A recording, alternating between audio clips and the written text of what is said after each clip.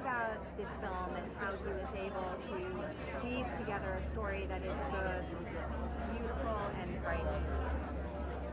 You know, I think Guillermo is a very, very important part of our industry. He is a legend of cinema. He is a visual master, an encyclopedia of knowledge when it comes to not just film history and you know, even American history, but even when it comes to the encyclopedia of Gothic romance. I mean, really, I try to work with directors that I can learn something from, and I've worked with them twice, and there's still a whole lot more to learn, so I hope that I get to work with them again. And now the love story is beautiful, transcendent, and also very frightening. Talk about the power of love in this film. Well, I think, you know, the poster says love makes monsters of us all. And Guillermo talked to me really early on about the two kinds of love, and Edith represents one and Lucille represents another one. Lucille's the one that says love makes monsters of us all. There's the selfless and the selfish. And I think the movie kind of shows what happens when love is all-consuming. Now, so much of what was created on that set, on that house was really alive, living part of the story.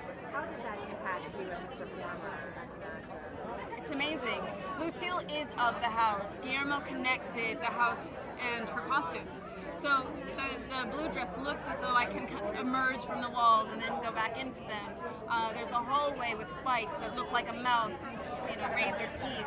I actually have the spikes on my costume.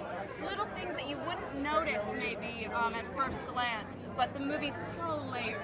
Also, as an actress, everything was practical. I actually cooked scrambled eggs on the set. There were working fireplaces, running water, a 3-story elevator. You kind of just have to show up, and the props and the set really does a lot of the work for you. Just lastly, what can audiences expect sitting in that theater? You know, I think there's a misconception sometimes with scary films or horror films. Modern audiences think this is the way it's supposed to be. It's a lot of jump scares, and we know what a horror genre is.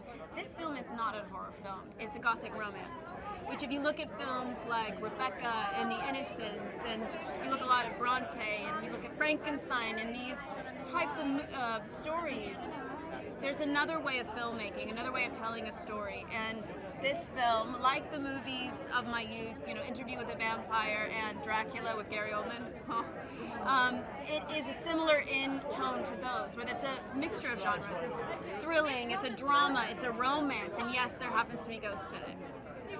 Thank you so much. Thank you so much.